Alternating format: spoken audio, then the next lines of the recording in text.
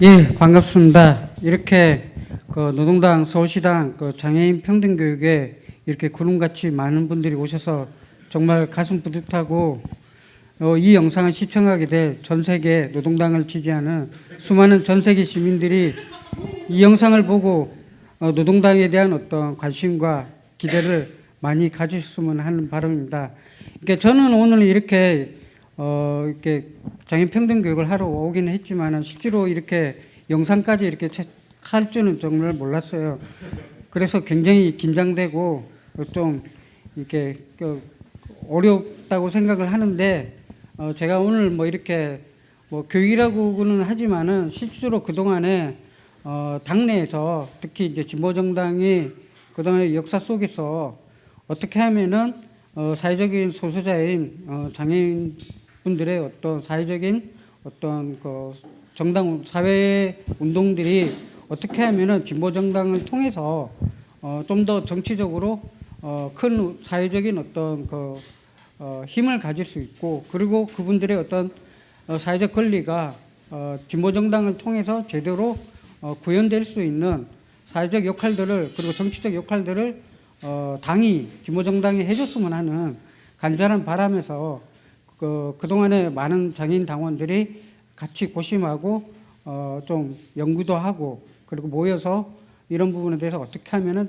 당의 많은 당원들에게 장애인의 어떤 사회적인 어떤 권리와 인권의 문제, 그 다음에 정치적인 왜 이분들이 노동당이라는 정당을 통해서 무언가를 하고자 하는 건지 제대로 좀 알렸으면 좋겠다는 그런 마음으로 이런 장애인 평등 교육에 대한 어떤 강사단을 구성해서 그동안에 이제 활동을 해왔습니다. 저 역시 이제 비장애인으로서 장애인 운동이나 이런 장애인의 어떤 사회적 권리에 대해서는 예전에는 잘 몰랐어요. 10년 전까지만 해도. 이제 그러나 다만 이제 이런 부분에서 왜 진보정당이라면은 장애인 운동에 대해서 좀 관심을 가지고 좀 더 이런 부분에서 어떤 실천적 역할이 필요하고, 당에서 오히려 이런 사회적 소수자들이 후순위가 아닌 우선적으로 이런 정책이나 제도나 예산에 있어서 당내에서 어떤 중요한 어떤 위치로 좀 부각시킬 수 있는 정치 활동을 해야 하지 않나, 이런 소망으로 이제 당 게시판이나 이런 여러 매체를 통해서 계속 글을 쓰다 보니까 이제 장애인, 그때 당시 이제 민주노동당 장애인위원회에서는 이제 제가 장애인인 줄 알고 전화가 오더라고요. 당에서 이제 대의원을 뽑는데, 지금 장애인 대의원을 뽑는데 저보고 좀 해달라고. 그래서 저는 장애인이 아닙니다.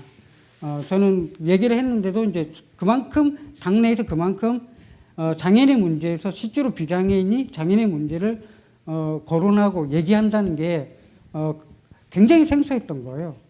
그러다 보니까 이래 저를 보지도 않고도 당연히 장애인인 줄 알고 장애인 대의원 추천하는 이런 좀 웃지 못할 해프닝도 실제로는 그 당내에서 초창기에는 좀 벌어졌다고 생각을 합니다.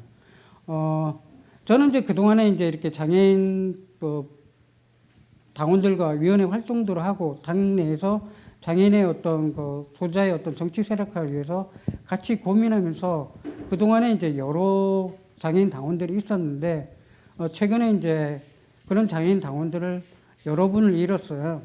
그러니까 여러분도 아시겠지만은 2010년인가 이제 김지영 당원이 화재로 활동 보조인이 없어서 세상을 떠났고, 그 2013년도에는 이제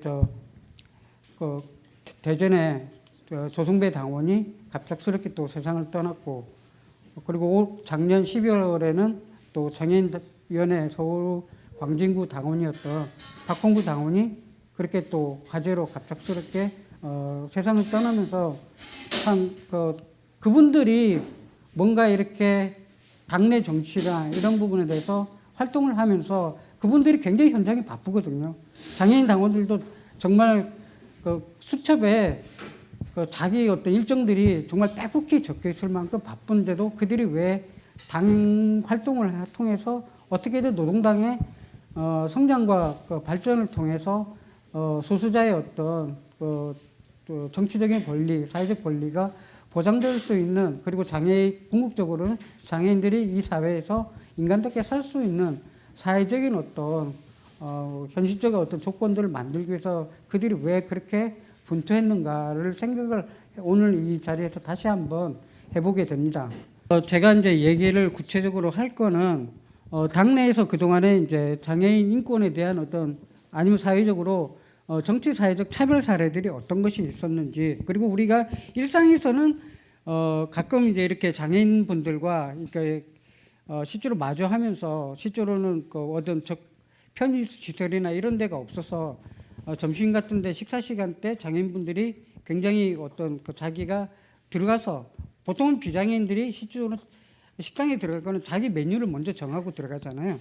근데 장애인분들은 휠체어 타는 장애인분들은 자기가 메뉴를 정하는 게 아니고 자기가 들어갈 수 있는 공간을 먼저 찾아야 하는, 실제로 일상에 우리는 그런 것들이 잠시의 어떤 불편이지만은 장애인분들한테는 그것이 아주 일상화되어 있는 어떤 삶에 있어서 굉장히 장애물이었고 어떤 그 벽이었다는 거.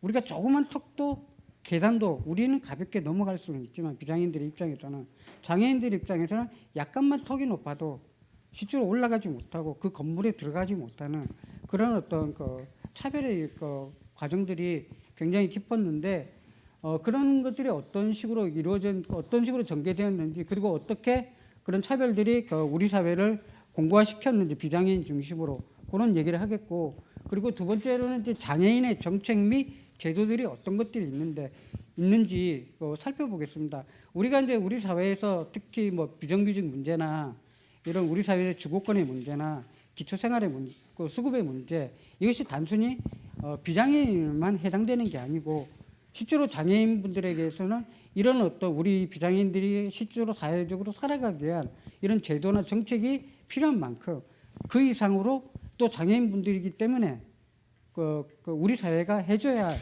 제도나 예산이나 정책들도 굉장히 많다는 겁니다. 그런 것들이 어떤 것들이 있는지를 살펴보겠고요.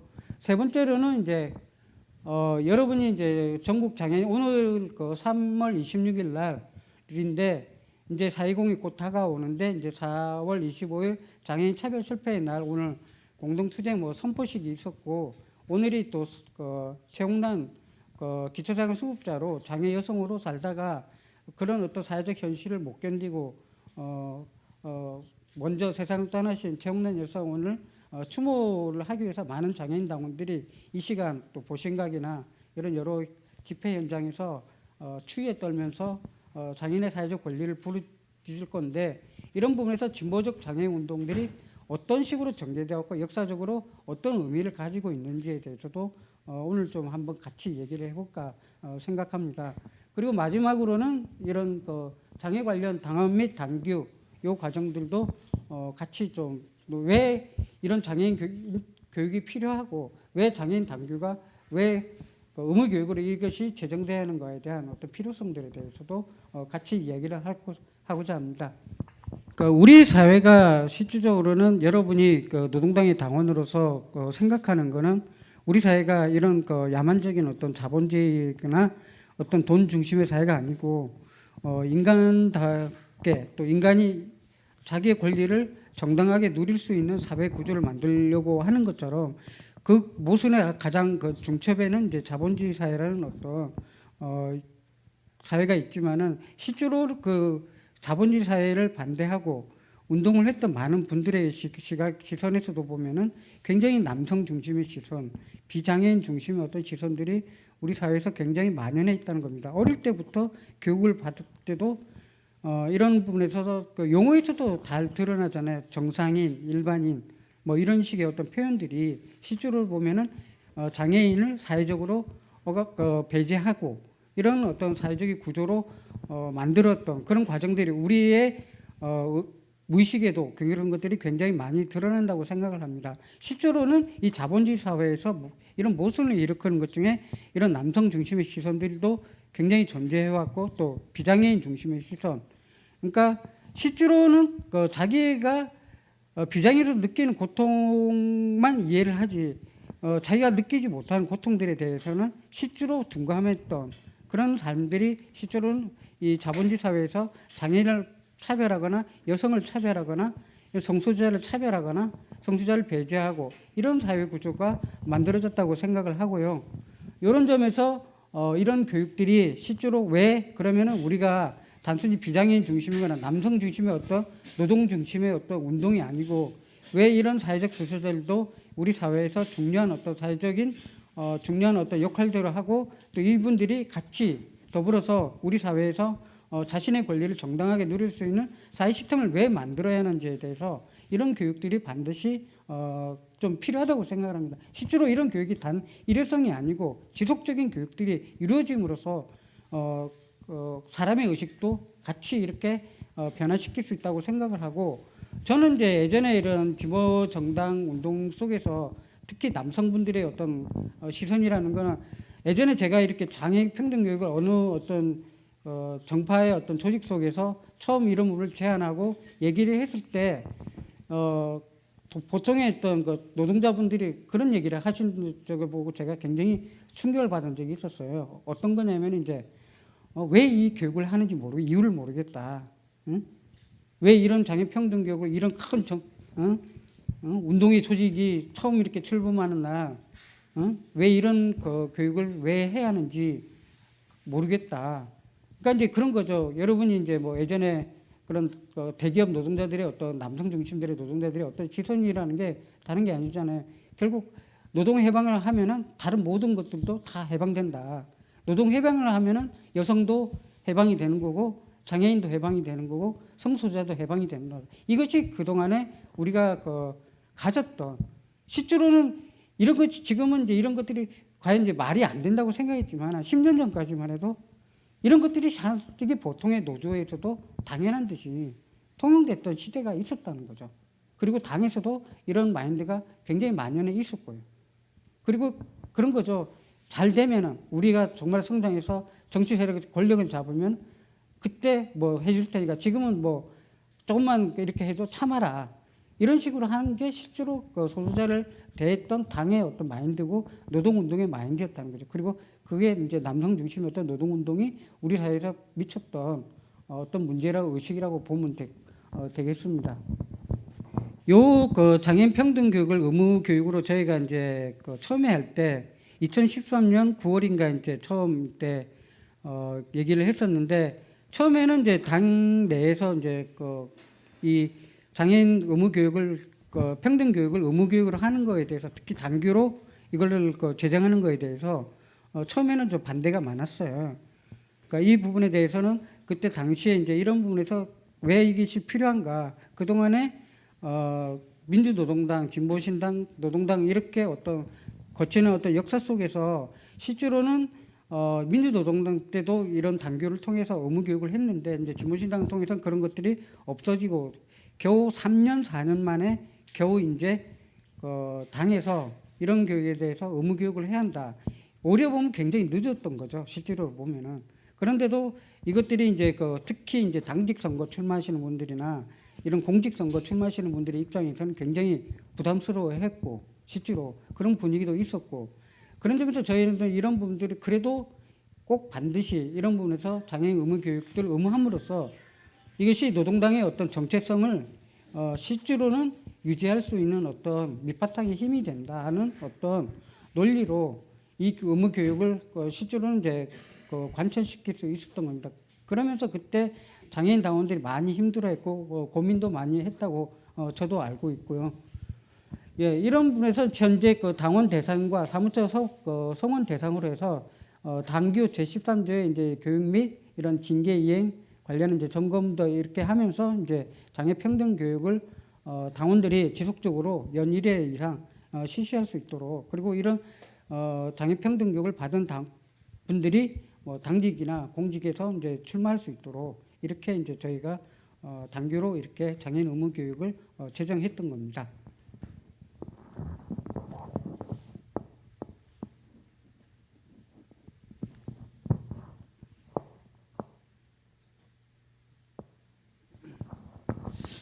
그러니까 우리가 이제 차별이라고 생각되면은 여러분도 비장애인의 어떤 관계 속에서 많은 차별을 당하잖아요. 우리 사회가 정규직과 비정규직으로 갈리고 남성과 여성도 있고 그리고 가난한 사람과 부자 아니면 여러 어떤 속에서 우리가 많은 차별을 당하는데 실제로 장애인들이 그 느끼는 차별도 우리 사회에서 이제 실제로는 비장애인들이 이런 부분에서 인지를 못할 때가 굉장히 많다고 생각을 합니다. 저는 이제 이런 부분에서 저희가 이제 차별의 종류가 이제 직접 차별과 간접 차별이 있는데 직접 차별 같은 경우는 장애인이기 때문에 실제로는 장애인이기 때문에 고용하지 않는 특히 장애인의 노동권의 문제, 장애인이 집을 구하러 어디를 가야 하는데 부동산에서 그냥 돈만 주고 그냥 뭐 앵벌이 하러 온 것처럼 그렇게 대해서 쫓아내는 실제로 장애인이 주거를 공간에 하고 싶어도 실제로는 계단 있고 벽 있고 엘리베이터가 없기 때문에 실제로 장애인들이 집을 구하는 데 굉장히 어려움이 많아요. 실제로 그리고 장애인들에 관해서 지금은 최저임금에 장애인이 적용되지 않아요. 그렇다 보니까 장애인들도 실제로는 최저임금에 지금 최저임금 1만 원씩 받기 운동을 하고 있는데 실제로 장애인 부분에서는 최저임금에도 여전히 적용 대상에 포함되지 않았다는 거죠. 이런 점에서 이런 것들이 어떤 직접 차별의 어떤 예라고 할 수 있고 그 간접 차별이라면은 실제로 동등한 조건, 장애인에 대해서 어떤 지원하지 않으면 안 된다 뭐 이런 게 아니고 장애인을 동등한 조건이라고 이렇게 지어놓고 실제로 장애인이 지원해도 할 수 없는 구조로 만드는 거. 실제로 이런 것들이 특히 간단한 예를 들면은 이제 청각 장애인이 이게 이제 영어 듣기 시험을 치게 한다든지 이런 식의 어떤 이런 것들도 간접 차별이라고 우리가 볼 수가 있죠. 예, 여기는 이제 여기 있는데 실제로 우리가 이제 장애인이라고 대할 때는 선입관을 많이 갖는 경우들이 많잖아요. 그러니까 여기 맨발의 기봉이나 여기 아까 이제 이렇게 한 팔이 없는데 이렇게 신문을 돌리시는 분이나 있는데 우리가 이제 장애인을 볼 때 어떤 느낌이냐면 이제 그런 거예요. 특히 이제 제가 옛날에 시설에서 장애인분들과 그렇게 얘기할 때 쉽게 시설에서 오신 분들이 장애인을 대할 때 뭐냐면 참 선하다, 천사 같다. 응? 이런 이미지 생각을 하시는 분들이 많아요. 이 사람들이 나와 똑같은 어떤 인간이라는 보다는 이 사람이 장애를 가졌기 때문에 이 사람에 대해서 굉장히 참 웃는 표정 하나만으로도 저 사람이 굉장히 장애인이지만 착한 사람이다. 아니면 이런 부분에서 좀 더 내가 도와줘야지. 이렇게 불쌍한 존재로 보는 인식들이 굉장히 차별의 어떤 속에서 무의식적으로 많이 깔려 있다는 겁니다.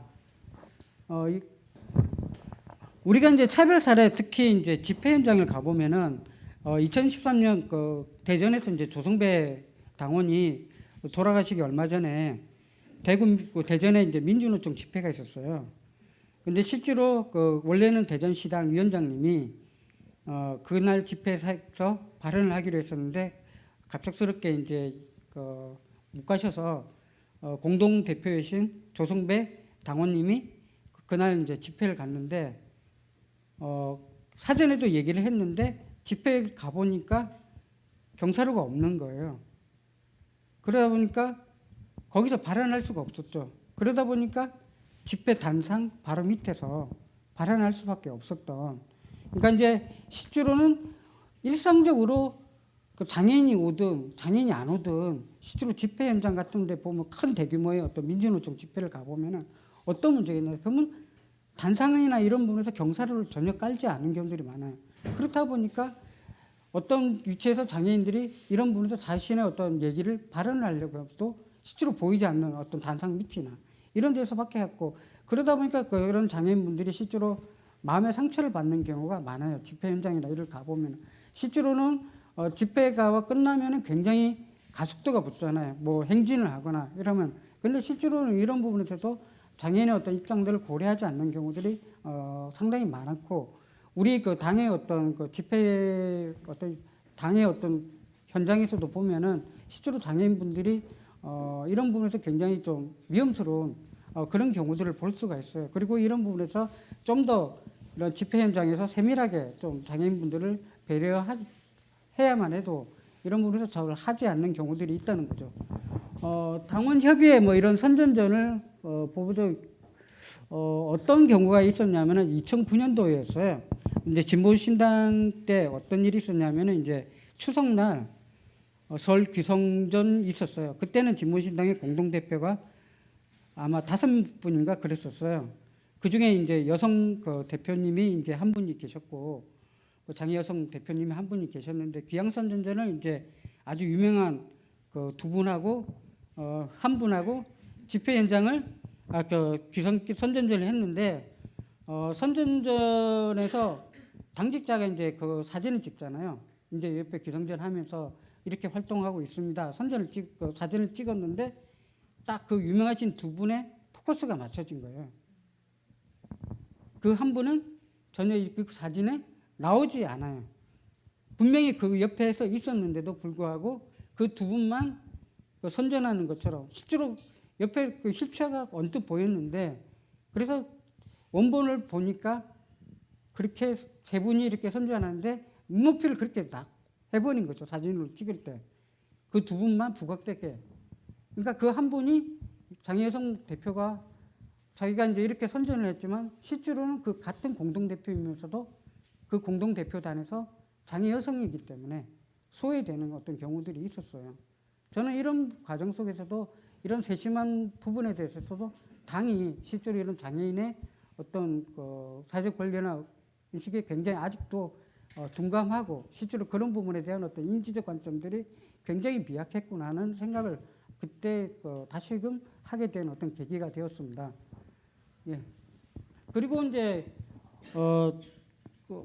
보통 보면 이제 집회나 현장이나 이런 행사를 할 때 장애인분들이 참석을 하잖아요. 휠체어 탄 장애인분들이 참석을 하는데, 보통 보면 이제 사회자가 다 일어서십시오. 뭐 민주의례를 하기 위해서 보통 뭐 다 일어서셨는데 2008년도인가 이제 경남 도당에서 장애인 당원들이 당에 처음 이제 분당하면서 당에 어떤 애정을 갖게 된 첫 계기가 된 게 어떤 거냐면은, 그때 사회를 보셨던 분이 일어설 수 있는 분은 일어서 주십시오. 실제로 이 말이 어떤 의미를 있냐면은, 그러니까 그 부분에서 장애인분들이 왔다는 거, 그리고 장애인분들에 대해서 인지하고 있다는 거, 그리고 이런 부분에서 어떻게든 배려를 하려고 했다는 거죠. 만약에 장애인분들이 왔고 비장애인분들이 있는데 그냥 일어서십시오 다들 이러면은 휠체어 타신 분들이 일어서지 못하잖아요.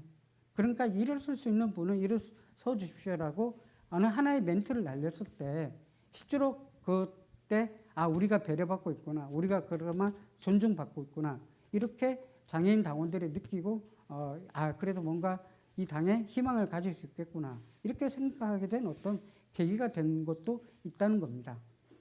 실제로 이런 것들이 차별의 문제나 실제로 장애인 당원들을 존중해주고 배려해주고 같이 가려는 것은 굉장히 우리가 실제로 세심한 일상에서 얼마만큼 그에 대해 세심하게 신경을 쓰느냐, 고민하고 있느냐, 이런 것들이 어떤 간단한 말에도 잘 드러난다는 겁니다. 그러니까 우리 사회에서 이제 지금은 이제 장애인이라고 하지만은 지금도 뭐 방송이나 어떤 뭐 드라마나 영화나 우리가 또 비장애인들끼리 술 먹잖아요. 같이 술자리를 가지게 되면은 실제로 온갖 비속어들이 다 나오잖아요. 그리고 어떤 행사를 치르는데도 뭔가 자기하고 뜻이 안 맞으면은 그냥 무식적으로 튀어나오는 거예요. 그러니까 이런 바보, 뭐 맹신, 뭐 이런 정상 일반인, 뭐 이런 곱주, 실제로 장애인들을 표현하는 온갖 어떤 비하적인 용어들이 실제로는 굉장히 많이 나오고 있다는 겁니다.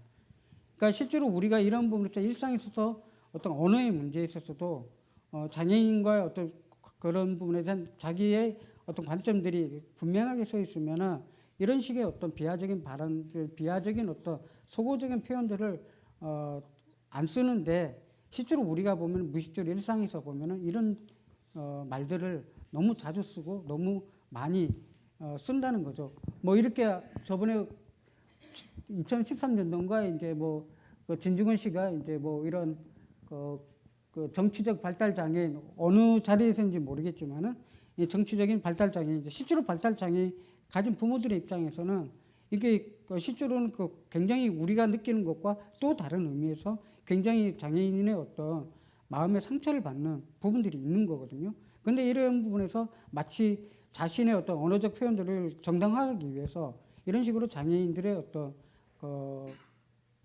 마음들을 상처를 주는 거는 좀 지양해야 하지 않을까 생각되고, 여기 이제 뭐 민주노총 위원장님 뭐 이때 절름발이 정책, 뭐 반쪽, 뭐 우리가 이런 얘기를 하는데 실제로 이렇게 장애인을 빗대서 어떤 정치의 제도를 얘기하는 게 과연 이제 옳은가, 이런 식의 어떤 그 장애인을 비하하는, 실제로는 장애인을 비하하는 거죠.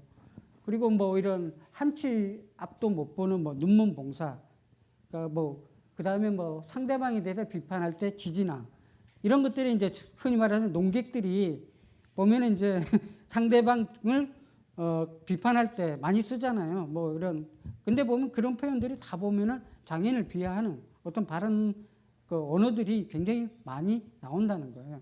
우리가 이제 당 게시판에도 보면 가끔 이제 그렇게 과도하게 어떤 그런 부분을 쓰시는 분도 있지만은 실제로 우리가 장애인을 생각하고 장애인의 어떤 관점에서 본다면은 이런 표현들을 하지 않을 수 있는, 이제 당내에서 그런 부분들을 좀 하지 않을 수 있는 어떤 여러 좀 의식적인 일상에서도 이렇게 만들 수 있지 않을까, 이런 생각이 들고요.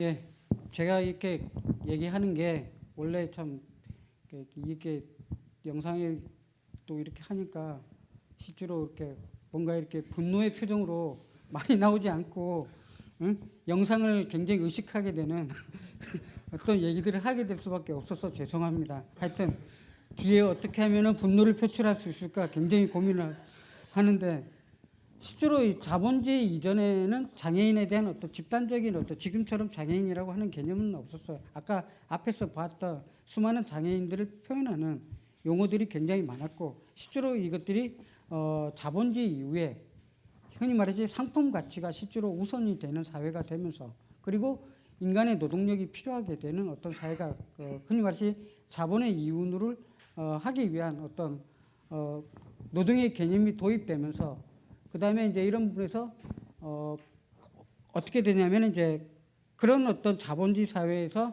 이윤을 추구하기 위한, 그러니까 자본주의 사회에서 사람의 노동력만이, 그러니까 비장애인의 노동력, 그러니까 장애인의 노동력이 그런 부분에서 필요하지 않다, 이런 인식이 자본주의 이후에 팽배하게 되면서 실제로는 장애라는 개념으로 집단화됐다고 보면 되시는 겁니다. 방금 얘기한 것처럼 처음에는 손상이었어요. 자기가 이제 뭐 어떤 육체적이든 정신적이든 이런 부분에 대해서 어떤 손상의 어떤 개념이, 이런 자본주의 어떤 사회가 되면서 사회적인 차별과 억압, 이런 그 자본주의가 가장 장애인의 부분에서는 장애인분들이 속도라는 중심의 사회에서 굉장히 반감을 가질 수밖에 없는 게, 모든 것이 속도 중심의 어떤 사회, 그러니까 흔히 말해서 비장애인만 굉장히 앞서갈 수밖에 없는 사회 구조를 만드는 것, 그리고 장애인은 그런 사회 구조에서 배제할 수 있는 시스템으로 만드는 것, 이런 부분에 대해 그리고 경쟁과 효율, 실제로 경쟁과 효율 중심으로의 사회가 되다 보니까 이윤을 창출할 수 있는 사람은 비장애인이고 이윤을 창출할 수 없는 사람은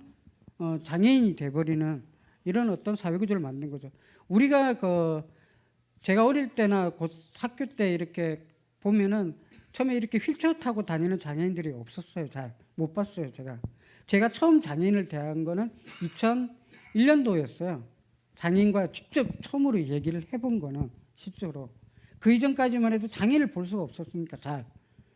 그냥 어디 이렇게 시설에 가면은 가끔 이제 라면 박스 들고 시설에 가보면은 그런 장애인들, 머리 깎은 장애인 있잖아요. 그러니까 10살 때부터, 그리고 20살이 되든 30이 넘으든 50이 되든 똑같은 머리와 똑같은 복장을 하고 있는 장애인분들을 보게 된다는 거죠. 그러나 이 사회에 나가면은 그런 장애인들을 볼 수가 없었어요. 그러니까 이런 경쟁과 효율 중심의, 속도 중심의 사회가 시설이나 어떤 수용하는 어떤 생활시설로 장애인들을 가둬버리고, 또 대다수 장애인들은 여러분이 아주 유명하게 보시는 장애인분들도 20살이 넘을 때까지 세상 밖으로 나온 적이 없는 장애인분들이 굉장히 많아요.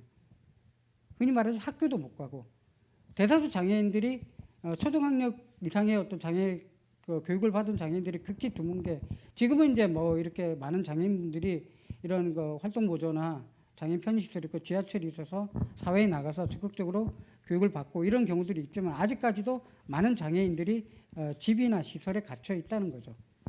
이런 부분에서 이런 자본주의가 만들어낸 어떤 하나의 결과물로서 이렇게 비장애인과 장애인의 어떤 관계를 아주 고착화시켰다는 겁니다.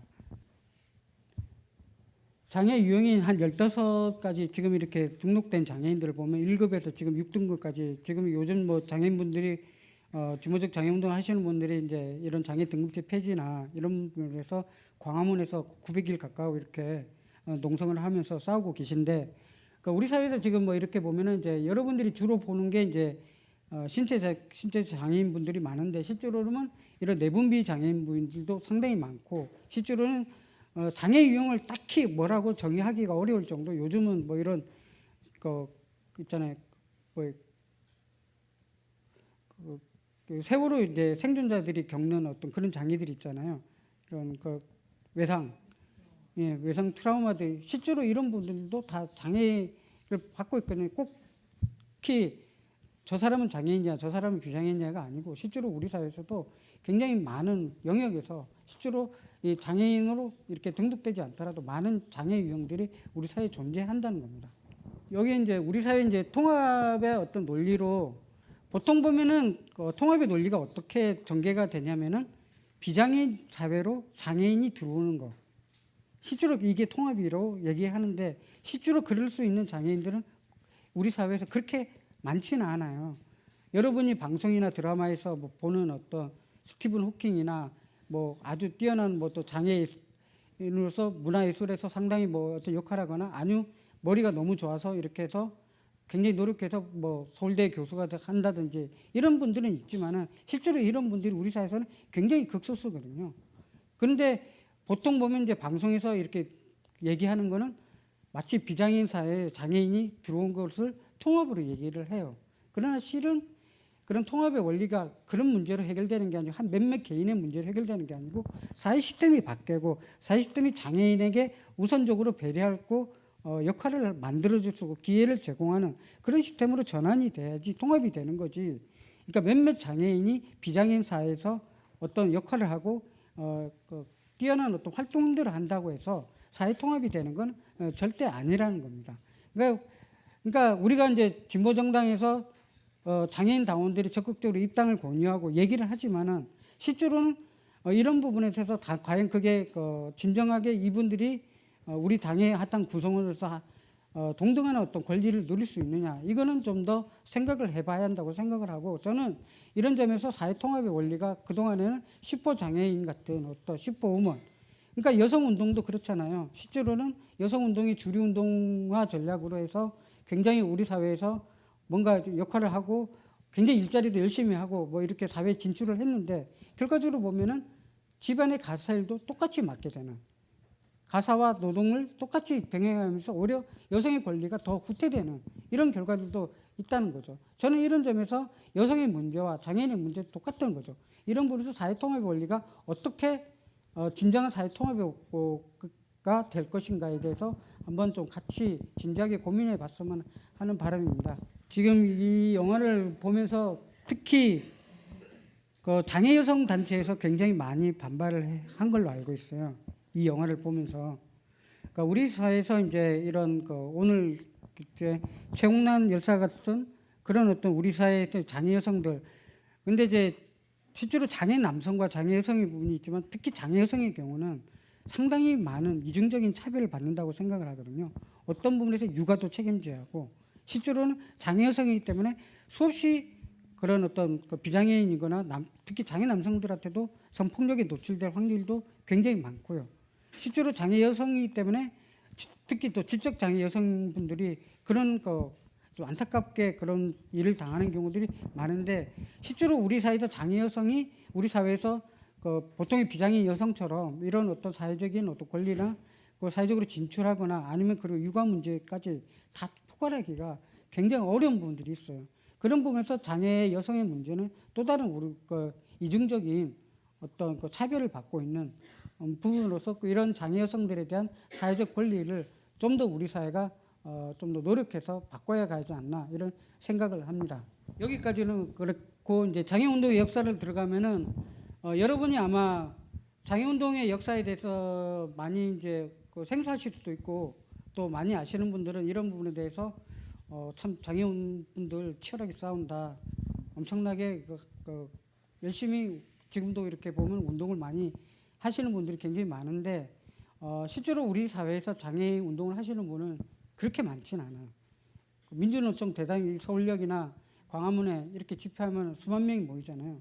근데 전국의 장애인 분들이 모이면 한 500명, 많이 모이면 500명, 장애인 부모까지 합치면 뭐 한 1000명 될까. 실제로 우리 사회에서 이런 진보적인 장애 운동을 실제로 여러분이 보는 장애인들은 실제로 그렇게 많지는 않다는 겁니다.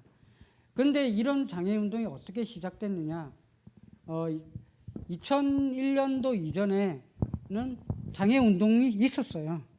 그때는 뭐 이렇게 장애인 노동권에 대해서 관심이 많은 경증 장애인이거나 노점상을 하시는 분, 그리고 장애인 대학생분들이 장애 운동을 주도를 했어요. 흔히 말하시 경증 장애인분들이 실제로 장애인의 노동권을 중심으로 노점상의 권리를 중심으로 해서 장애 운동이 있었고, 그런 운동이 2000년대 90년대 말에 이제 물질적 조건이 이제 다하고 이러다 보면서 실제로는 장애 운동이 한 템포 접은 적이 있었어요. 그러다가 이제 여러분이 잘 아시는 2001년도인가요? 오이도역에서 한 중증 장애인분이 리프트를 타다가 추락사고 하면서 이 장애 운동이 갑자기 불길처럼 일어난 적이 있는데, 그 중심이 이제 바로 이제 중증 장애인들의 중심이었던 거죠. 실제로는 당시 이기식 투쟁이 기획된 게 아니고 아주 오이도역에서 우연치 않게 그런 사고가 나면서 이 부분에 대해서 분명하게 싸워야겠다는 어떤 몇몇 장애인 활동가분들의 어떤 노력들이 있어서 이런 것들이 지금의 어떤 진보적 장애 운동을 만드는 아주 기본적인 어떤 처음의 과정이 되었던 겁니다. 처음에는 이런 오이도역에서 싸울 때 굉장히 치열했잖아요.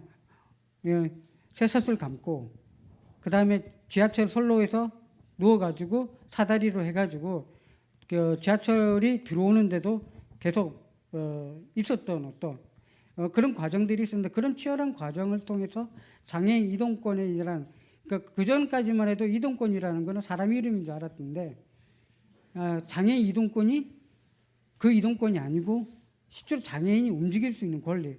그러니까 비장애인의 입장에서는 이동권이라는 게 당연한 것처럼 보였는데, 장애인의 입장에서는 이동권이 전혀 당연하지 않았다는 거죠.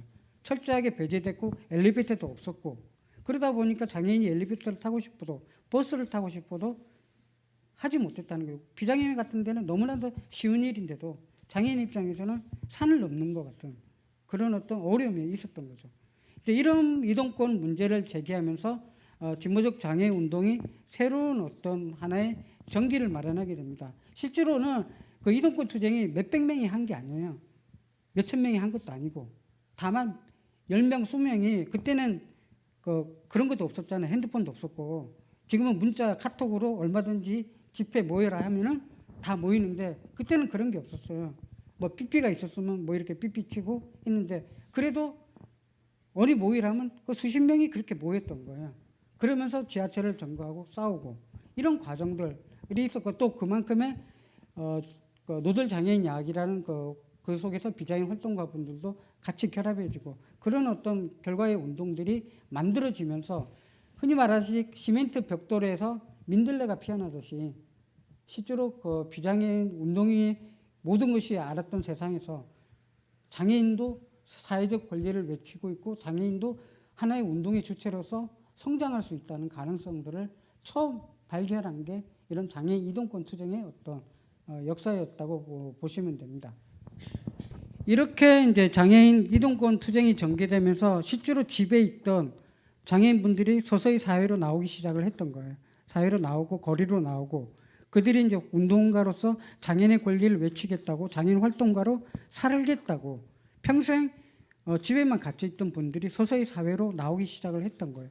그런 분들이 이제 하나씩 만들어지면서 2004년도에 이제 그 당시에 이제 그때도 이제 장애인 교통약자 이동 편의 증진법을 제정하기 위해서 여의도 국회 그때 앞에서 농성을 한 적을 제가 기억을 합니다.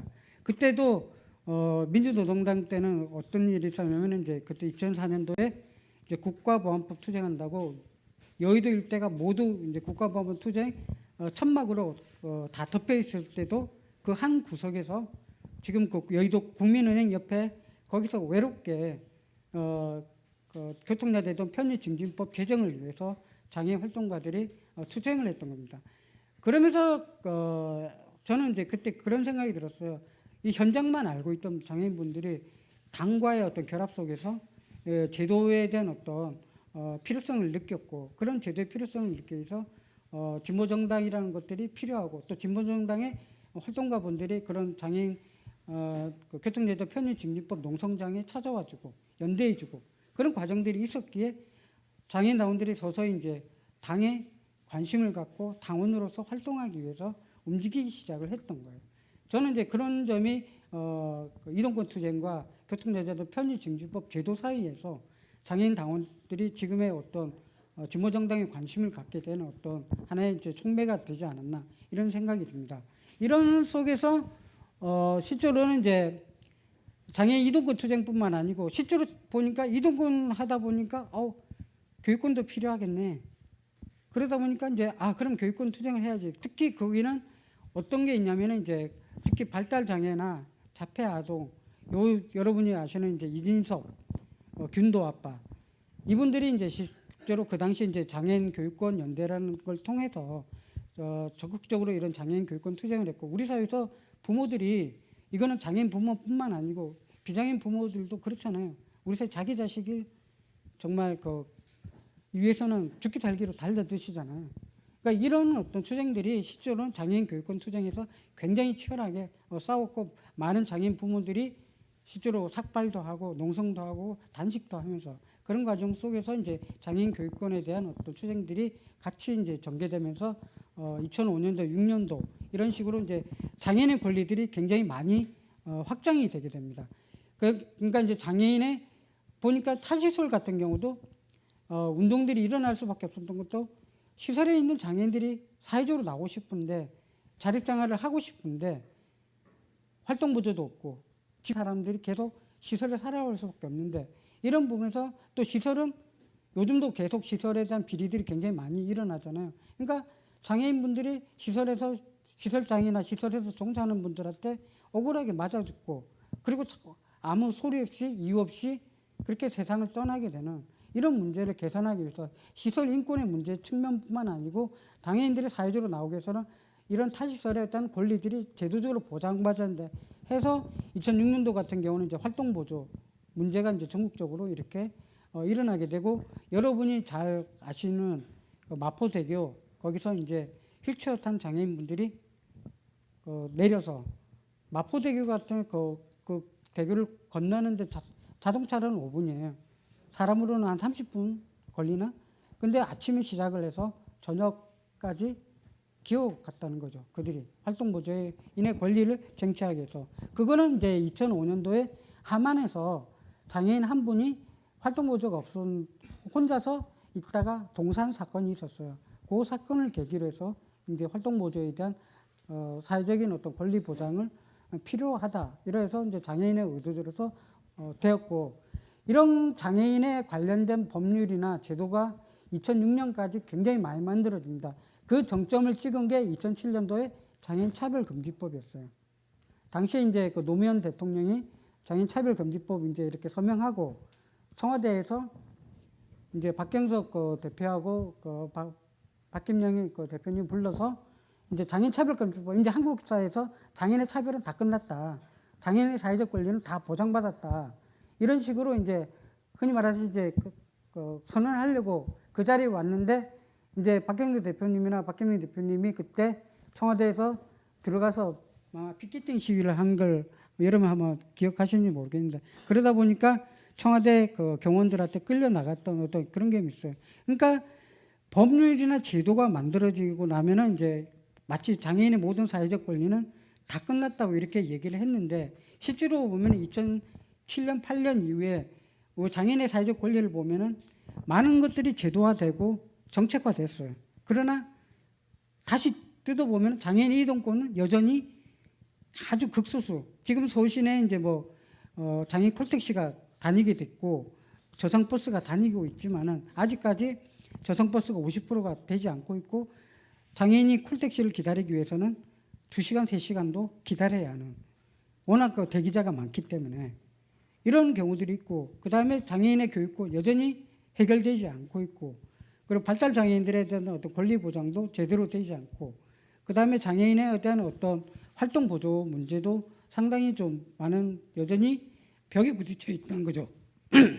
특히 이제 본인 부담금이나 아니면 이제 대상 기런이나 시간이나, 지금도 장애인 상급까지는 열어놨는데 이전까지만 해도 1급 장애인만 하다 보니까 활보 시간이 또 부족해서, 특히 이제 김정당원 같은 경우는 활보 시간이 부족해서 새벽에 그렇게 이제 화재로 해서 세상을 떠나게 됐던 거죠. 실제로 장애인의 권리 보장들이 이런 게 정책이나 제도로 이루어져 있지만, 법은 만들어져 있을지만정 실제로 그런 예산이나 이런 것들이 정부가 전혀 이런 부분에 대해서 제대로 확정을 안 하기 때문에 우리 OECD 국가 중에 장애인의 예산 지원 자체가 1%가 채 되지 않는 경우에, 우리나라에서 장애인 전체 장애인의 인구 비율은 6%인데 실제로 보면 그만큼 예산에서도 지원에서도 엄청난 갭이 있다는 겁니다.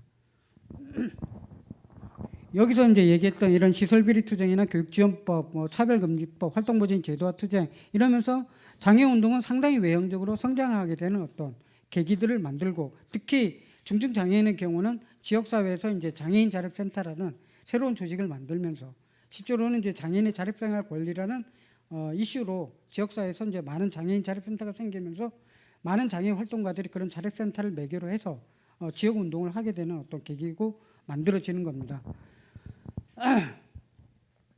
그러니까 여러분이 이제 생각하실지 모르겠지만 이제 70년 전태일 열사가 근로기준법을 준수하라는 이유로 분신하셨다면서 노동운동이 하나의 성장인 것처럼, 그런 노동운동이 97년까지 어떤 노동운동들이 굉장히 성장을 많이 하게 됩니다.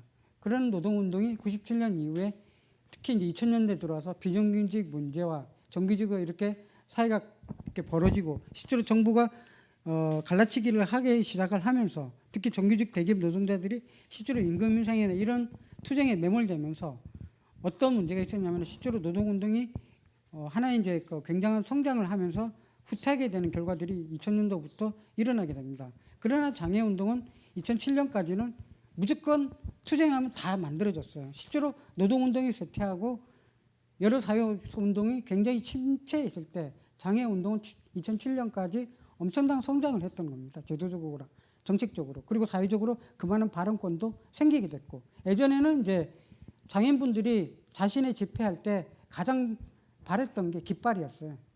노동 어떤 조합의 깃발이나 당의 깃발이 왔으면 좋겠다. 누가 와서 발언해 줬으면 좋겠다. 이것이 당시 이제 장애인들이 어떤 자신들만 혼자 투쟁을 하게 되면서 느꼈던 어떤 소외감이었는데, 그런 게 이제 보통 보면 대중 조직이나 정당들이 실제로 이제는 장애운동 자체에 대해 이렇게 보니까 그들의 숫자가 많지 않더라도 그들이 처절하게 싸우는 걸 보니까 장애운동에 대해서 많은 사람들이 관심을 갖고 이렇게 깃발을 들고 나오고, 최소한 있잖아요. 상근자 한 명이라도 깃발을 들고 나오는 게 이제 A가 된 것처럼 장애운동이 그만큼 하나의 이제 성장을 하는 계기가 됐지만, 2007년, 2008년 이후로 장애운동이 서서히 제가 느끼기에는 뭐 어떤 분은 동의를 안 하실지는 모르겠는데, 장애운동이 침체기를 겪는 계기들입니다. 왜냐하면 법은 어느 정도 다 이루어졌어요. 그러나 이제 예산의 문제만 남았는데, 실제로 그걸 예산으로 이제 구현하는 문제가 남았는데, 실제로 장애운동이 성장을 한 만큼 운동의 성장기와 하나의 이제 쇠퇴기가 2008년부터 저는 좀 이루어졌다고 생각합니다. 그 중심에는 활동보조 제도화에 대한 어떤 특히 지역사회에서 장애인 자립센터를 매개로 했던 많은 장애인 자립센터들이 중개기간을 하게 되면서, 활동보조 서비스 중개기간을 하게 되면서 서서히 사업기관화되는 이런 어떤 과정들을 저는 이제 겪었다고 생각하고 지금도 진행형이라고 생각을 하는데, 요 간에서는 몇 가지 이제 원인이 있다고 생각을 하는데, 이런 정책을 만든 게, 그러니까 자립생활 운동에 대한 어떤 굉장한 어떤 사회적인 관심이 있는데, 여러분이 이제 그걸 느끼시다시피 노동자들 같은 경우도 노동자들의 어떤 당사자 중심성이 있잖아요. 당사자 중심성이라는 게 뭐냐면은 당사자가 우리끼리만 대한다는 게 아니잖아요. 당사자 중심성을 갖고 노동운동이 어떤 중심성을 갖고 여타 사회운동들과 관계를 맺고 연대하고 이런 거잖아요. 그런데 이제 장애인 자립생활의 어떤 이론적인 개념들이 실제로는 미국과 일본을 통해서 한국에 들어왔어요. 실제로 한국 사회가 이런 부분에 대해서 어떤 그 자립생활의 이념을 스스로 어떤 만든 게 아니고 실제로는 이런 것들이 미국이나 일본의 어떤 법인 자본주의 어떤 시스템들을 그대로 도입했다는 거죠. 보조금을 받는 방식들. 그러다 보니까 장애인 자립생활 센터들이 자꾸 이제 사업을 위주로 이제 하기 시작을 하게 되는 거예요.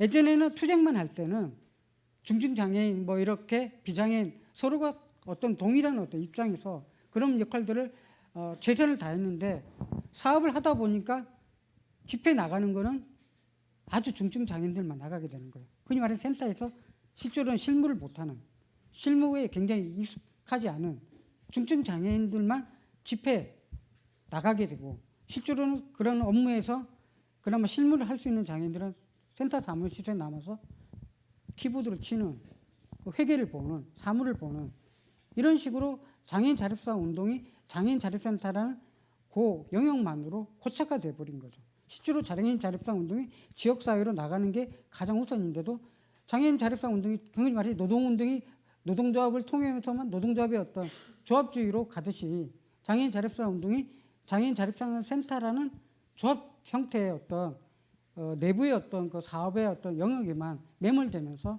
장애인 운동이 조금씩 쇠퇴기를 맞는 하나의 계기가 된다고 생각하고 두 번째로는 아까 얘기했던 운동단체들이 이런 사업기관화가 되고 이런 부분에서 세 번째가 또 장애인 활동가들의 재생산 무제. 그러니까 실제로 보면은 2001년 초반기에 활동했던 30대 그 혈기 방장했던 장애인 활동가들도 지금은 이제 40대를 바라보고 40대가 되고 50대를 바라봐요. 마치 우리 운동, 비장애인이나 정당 운동의 노동 운동도 이 활동가의 재생산에 대해서 굉장히 딜레마를 겪는 것처럼 장애 운동도 10년 전에 있던 사람이 소장을 하게 되고 지금도 소장을 하고 있고 10년 전에 대표했던 사람이 지금도 대표를 하게 되는 이런 문제가 되었다는 거죠. 그러다 보니까 뭔가 새롭게 그 안에서 민주적인 시스템을 발휘해서 성장할 수 있는 기반들이 자꾸 죽어갔다는 거예요. 왜냐하면 계속 보조금 사업, 국고 지원 여기에만 사업을 하다 보니까 그리고 활동보조 서비스라는 이게 이제 흔히 말하듯이 하청 실제로는 뭐 하청이거든요. 복지부가 주는 돈 갖고 직업소개서처럼 이용자와 활동보조를 연계시켜주는 이 역할인데 여기에 많은 것들을 투여한다는 거죠. 그러다 보니까 실제로 새로운 어떤 정책 의제나 방식들을 재생산하지 못하는 거라고 생각을 합니다. 지금도 뭐 분명히 광화문 농성장에서 장애 등급제 폐지, 부양무제 폐지하면서 적극적으로 하고는 있지만은 실제로는 그거 외에 실제로 지역사회에서 장애인 운동이 뭔가를 재생산하거나 활동가를 재생산하거나 제가 장애인을 조직하는 이런 방식들이 실제로 없었다는 거죠. 처음에 활동보조 서비스를 받을 때만 해도 장애인분들은 어떤 생각이냐면 제가 장애인을 조직할 수 있겠다. 응? 이용자들이 다 지역에서 사는 장애인이니까 전혀 못하고 있는 거죠. 여기에 대한 어떤 딜레마들이 이제 생기기 시작을 했다는 겁니다.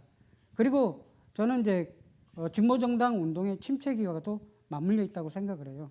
실제로는 2008년 본당이 되면서 실제로 예전에는 뭐 이렇게 민주노동당이나 뭐 사회당이나 이쪽으로 해서 장애인분들이 실제로 장애운동 진영과 같이 결합하는 경우들이 많은데 실제로는 진보정당이 여러 갈래로 분당이 되고 갈라지면서 실제로는 그런 정당운동이 그런 기능들을 제대로 하지 못하다 보니까 사회운동 단위도 굉장히 그런 부분에서 영향을 받을 수밖에 없다고 생각해요.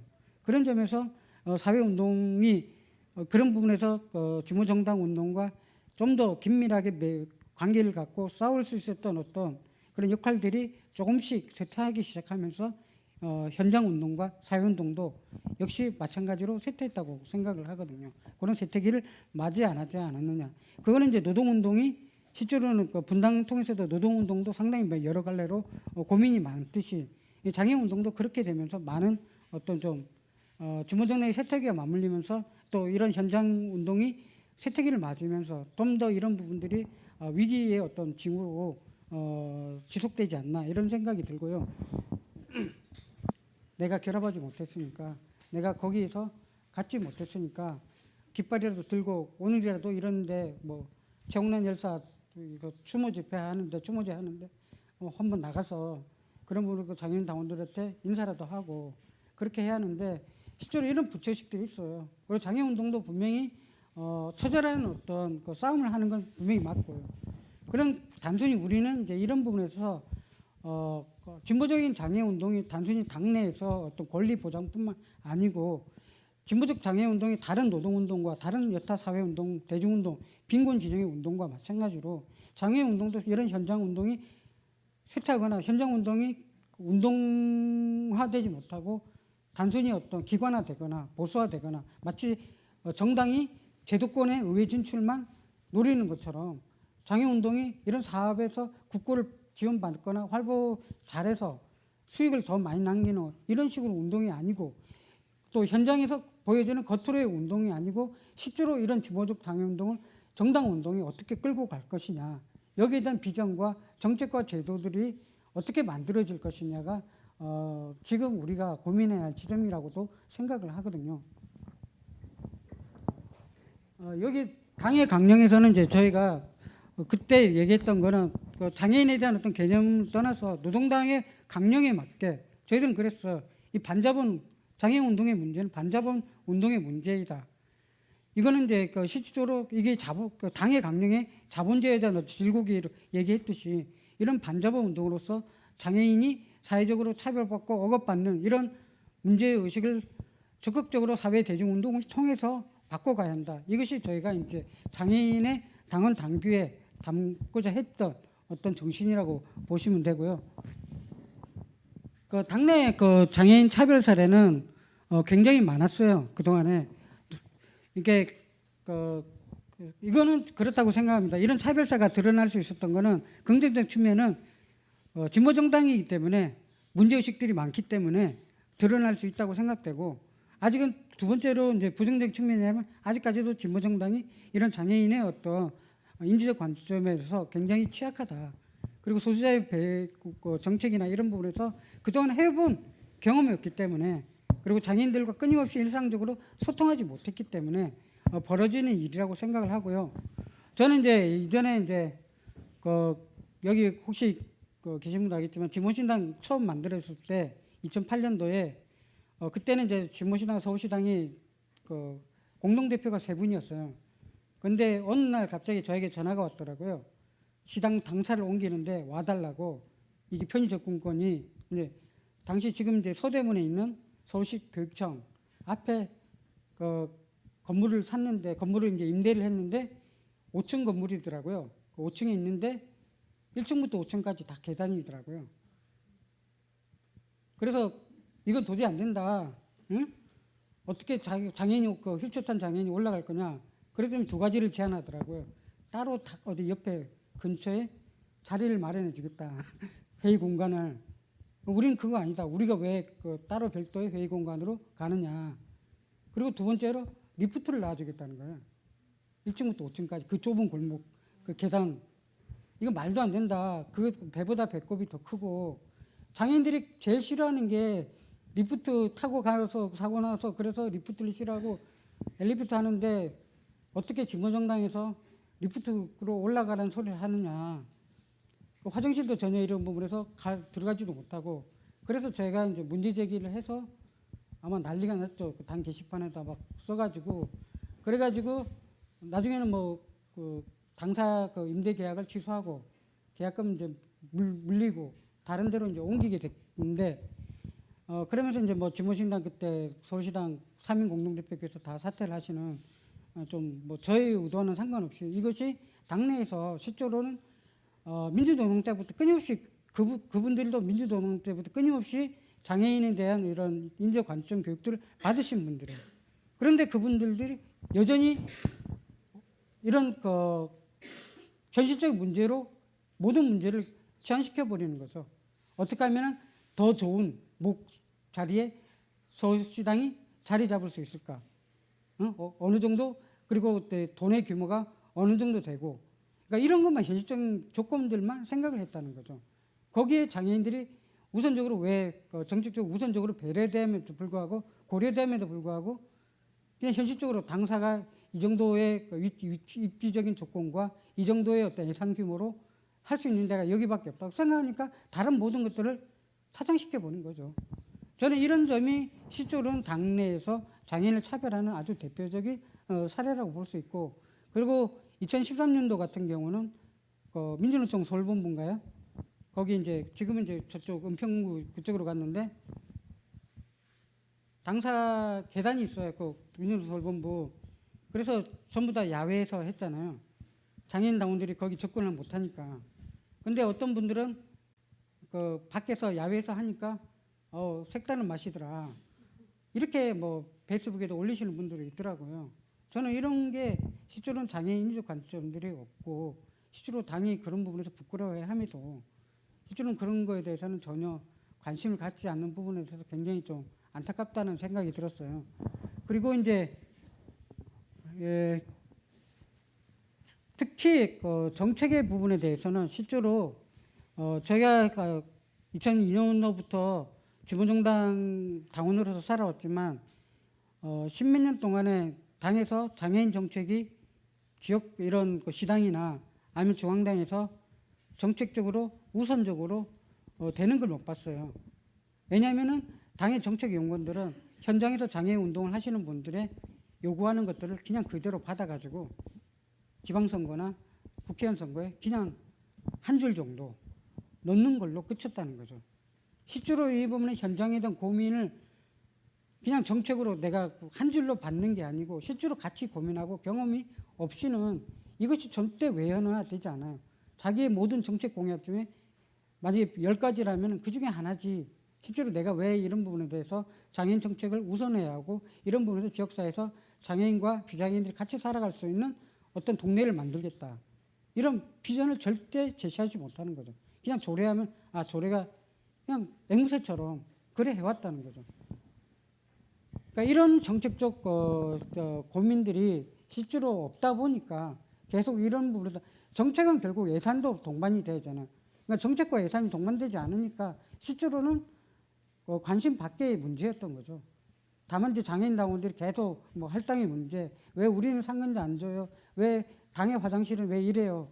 이렇게 문제 제기하는 거에 대해서 불편함만 느끼지 왜 당의 장애인 당원들이 뭘 진정으로 원하고 존중받기 원하는지에 대해서는 이해를 하지 않으려고 한다는 거죠.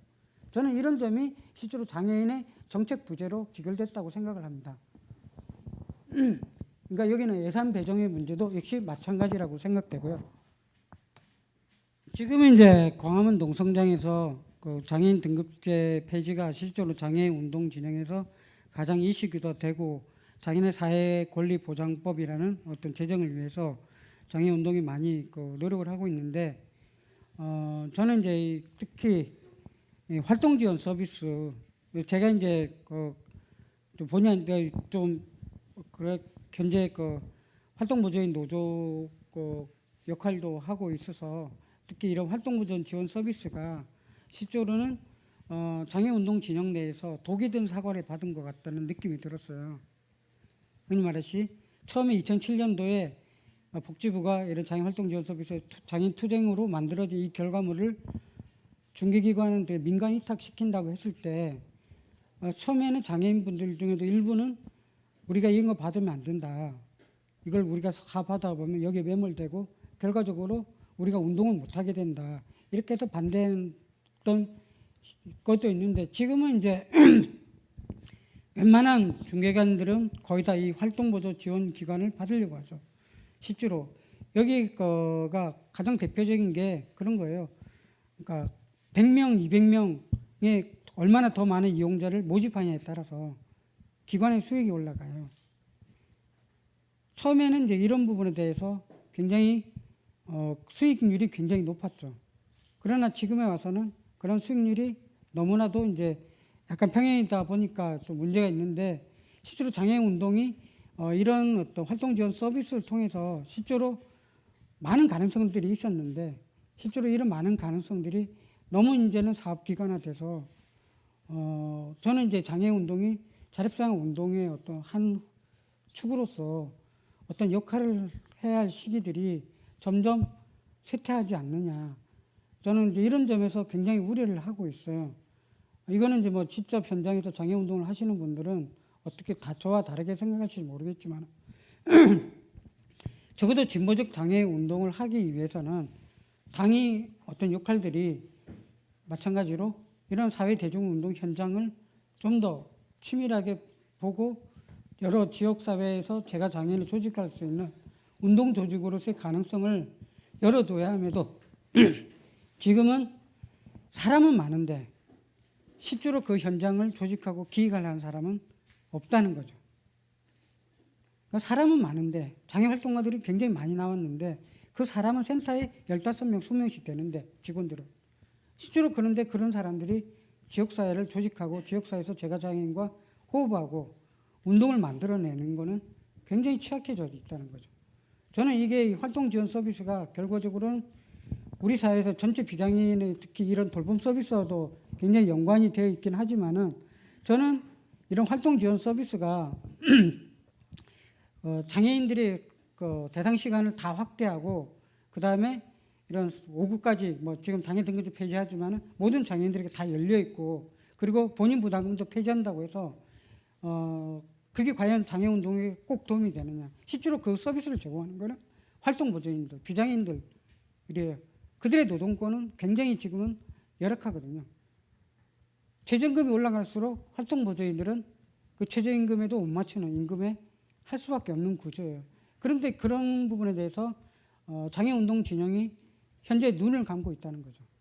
장애운동 진영이 쌍차나 한진희망버스나 재능은 가도 활동 보조인들의 어떤 노동권에 대해서는 눈을 감고 있어요. 저는 이게 굉장히 이중적이라고 생각을 합니다. 그들이 이제 자신의 어떤 전장형 깃발을 알리기 위해서 쌍용 자동차나 한진중공업이나 이런 재능이나 여기 이제 LG 뭐 그 광화문에 있는 티브로드 뭐 이런 노동자들의 집회 연대 서명하고 같이 결합을 하고 있지만 그들이 자신 옆에서 그림자 노동을 하고 있는 활동 보조인들은 실제로 장애인들이 그렇게 자신의 권리를 외친다면 그들은 그들이 옆에 있으면서도 자신의 어떤 권리에 대해서는 주장을 할 수가 없어요. 왜냐하면 그림자 노동이기 때문에 그들이 인정하지 않는다는 거죠. 저는 이런 점에서 장애운동이 좀 이런 활동보조 서비스를 통해서 어떻게 다시금 현장 운동으로서의 복원이나 사회운동에서의 어떤 정체성을 잃지 않고 자신만의 어떤 권리만을 주장하는 게 아니고 이런 사회주의 가치, 사회적 소수자들이나 약자들의 권리도 같이 보장할 수 있는 그런 어떤 운동의 어떤 하나의 새로운 흐름들을 만들 수 있어야 한다고 생각을 합니다. 이것이 지금의 어떤 10년 전에 처음 장애운동이 세상에 보여줬던 그리고 사람들에게 충격을 줬던 그 운동이 다시금 이제 가야 한다고 생각을 하거든요. 저는 그런 점에서 이런 교육을 통해서도 서로 이렇게 치열하게 토론하고 논쟁하고 그래서 한번 꼭 장애인 비장애인 때문에 내가 장애인에게 약호가 죽는 게 아니고 어떤 부분에서는 진정하게 같은 문제의식을 느끼고 그렇게 해줘야만이 서로 이런 부분에서 발전한다고 생각해요. 항상 장애인이기 때문에 보호해야 하고 배려해야 하고 존중해야 하는 의미는 아니에요. 실제로 장애인 운동이 뭔가 잘못되면 실제로 그 부분에 대해서 내가 적극적으로 문제 제기하고 얘기도 하고 바꿔나가야 한다는 그런 의식을 가질 수 있어야만이 정당 운동에 있어서도 새로운 어떤 그런 어떤 흡입력을 가지지 않을까 이런 생각이 듭니다. 저는 가장 중요한 요즘의 의제가 장애인들의 의제 중에도 실제로는 장애인의 노동권에서 좀 간략하게 얘기를 하고 좀 일단은 마칠까 하는데 장애인의 노동권은 실제로 보면은 예전에 이제 작년 2013년도인가요? 이용길 대표님이 이제 처음 이제 대표님이 되셨을 때 제가 제안을 했어요. 여기 이제 뭐 계신 분도 있지만은 민주노총이 이런 장애인 인지적 교육을 실시해달라. 그리고 장애인이 노동권에 대해서 노동조합 차원에서 실제로는 장애인의 의무 고용 비율이 지금 뭐 이렇게 굉장히 낮잖아요. 그리고 대기업들은 거의 안 지키고 있고 그리고 그러다 보니까 노동조합들도 실제로 장애인의 의무 고용 비율을 지켜야 한다는 이런 거에 대해서 굉장히 취약해요. 그리고 이런 부분에서 장애인들의 어떤 노동권을 보이게 되는 최저임금의 적용 대상에서 배제되고 있는 문제에 대해서도 장애인 당사자뿐만 아니고 노동조합이 같이 싸워줘야 하는 문제거든요. 그리고 당도 이런 부분에서 의제화해야 할 필요가 있고요. 최저임금은 지금 뭐 이렇게 막 최저임금 1만 원 뭐 위원회가 만들어지고 있지만은 실제로 그 최저임금에서는 장애인은 배제되어 있거든요. 전혀 다른 자기와 동떨어진 이슈가 돼버린 거예요. 저는 이런 점에서 그 장애인 운동이 그 노동권에 특히 노동권에 대해서 새로운 어떤 통합되기 위해서는 거의 얼마 전에 보니까 인천에도 이렇게 장애인 노동권을 위한 뭐 어떤 위원회가 만들어지기도 했던데 그 노동당 인천시당 그 민중의 집인가 거기서 저는 이제 이런 부분에서 장애인 노동권을 실제로 실현시키기 위해서 이런 과정들이 굉장히 중요한 게 특히 노동당이나 이런 민주노총 관계 속에서도 장애인들이 좀 이런 부분에 대해서 노동권에 대해서 문제 제기 있고 실제로 이런 부분을 피부로 느끼는데 왜 당신들은 비장애인들의 어떤 최저임금 1만 원만 주장을 하지 왜 장애인 노동자들이 최저임금 1만 원에서 또 배제될 수밖에 없는 이런 환경에 대해서는 왜 문제 제기하지 않느냐. 저는 여기에도 적극적인 활동들이 노동당 내에서도 관심을 갖고 움직여졌으면 하는 바람입니다. 그러니까 최저임금의 문제는 장애인도 같이 받을 수 있는 사회가 만들어져야 하는 거죠. 그런데 실은 그렇지 않은 거에 대해서 우리는 문제의식을 가지고 장애운동 진영들과도 계속 소통을 해야 한다고 생각을 합니다. 마지막으로 제가 드리고 싶은 건 그래요. 제가 이제 성북구에서 지금 이제 뭐 주거 재생을 위해서 마을 만들기를 하고 있는데 실제로 보면은 그 안타깝던 게 이제 뭐 저희 같은 경우는 이제 산동네다 보니까 장애인들의 접근권이 굉장히 열악한 곳이라 어떻게 할 수는 없는데 그래요. 뭐 이런 쪽에서 저는 이제 최근에 이렇게 서울시가 마을 만들기 엄청나게 지금 하고 있고 도시 재생한다고 엄청나게 돈을 쏟아붓고 있어요. 실제로 보면은. 그런데 거기에 배제되어 있는 사람이 저는 이제 성수자 진영과 장애인 분들이라고 생각을 해요. 실제로 보면은. 최근에는 뭐 서울시가 주거재생이니 마을 만들기 하면서 1인 가구나 독거노인에게도 뭐 이런 협동주택이든 뭐 이런 식으로 해서 제공을 한다고는 하지만 실제로는 장애인의 주거권 문제나 실제로는 이런 성수자의 권리들이 실제로 보면 마을 만들기에 완벽하게 배제되어 있어요. 저는 이제 노동당 서울시당이 실제로는 이런 마을 만들기에 대해서 특히 이제 김상철 위원장님 같은 경우는 박원순 식의 어떤 마을 만들기 가져오는 문제점을 적극적으로 문제 제기를 하고 있는데 좀 더 저는 좀 나아갔으면 되는 게 이런 우리가 그 진보 정당이라면은 실제로 이런 마을 만들기에서 철저하게 배제되어 있는 장애인의 주거권의 문제, 사회권의 문제, 그다음에 성수자의 권리 이런 부분도 어떻게 하면은 이런 마을 만들기에서 같이 갈 수 있느냐. 지금의 마을 만들기가 여전히 비장애인 중심의 어떤 사회 구조를 고착화하는 또 다른 어떤 버전이 될 수밖에 없지 않느냐. 그런 점에서 이런 장애인의 사회적 권리와 주거권, 여러 노동권, 그리고 지역사회에서 비장애인과 같이 살아갈 수 있는 사회 구조를 만들기 위해서도 이런 돈들이 엄청나게 또 다른 개발업자나 또 다른 어떤 이런 중간 조직들에 의해서 돈이 쏠리는 게 아니고 실제로는 지역에 소외되어 있는 그리고 아직도 열악한 시설에 있는 장애인분들이 사회로 나갈 수 있는 시스템을 만들 수 있는 걸로 이런 마을 만들기의 어떤 고민들과 과정들을 같이 고민해 줬으면 하는 거죠. 저는 이런 게 현재 우리가 노동당 서울시당에서 또 장애인들과 또 장애인 당원들과 같이 만들어가야 하는 그런 운동이 된다고 생각을 하거든요. 저는 그런 점에서 보다 적극적으로 여러분들이 지역사회에서 장애인분들을 때 대하는 게 과감하게 문제 제기도 하고 또 과감하게 이런 정책적 제안도 하고 그런 당회 속에서 당이 성장할 수 있지 않을까. 그리고 당이 그런 부분에서 하나의 사회적 소수자 정당으로서의 어떤 역할을 하는 그런 어떤 진보 정당으로서의 새롭게 환골탈퇴하는 그리고 또 더 높게 세계의 어떤 이 영상을 시청하는 전 세계 수많은 시민들에게 보답하는 어떤 계기가 되지 않을까 생각을 합니다.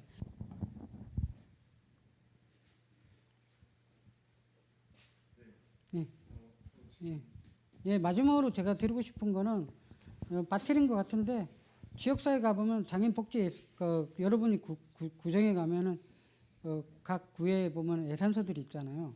그런 보면 그 예산성에서 실제로 장애인들이 굉장히 필요로 하는 예산들이 많은데도 불구하고 행사성 예산이나 소모성 예산들이 굉장히 많고 이런 예산들이 어떻게 하면 솎아내고 실제로 장애인들에게 필요한 예산들을 어떻게 만들 건가. 실제로 보면은 주민참여위원, 서울시가 이제 뭐 주민참여 모집하지만은 주민참여위원이나 이런 각 군마다 요즘 보면 인권위원들도 만들고 이렇게 하는데 실제로 여러분들이 주민참여예산위원회나 인권위원회 통해서라도 이런 부분에 대해서 그 장애인들의 어떤 사회적 권리를 보장하기 위해서 우선시되는 예산들이 뭐가 있는가 관심을 갖고 한 번씩은 좀 찾아봐 줬으면 하는 바람이 있습니다. 예, 이상입니다.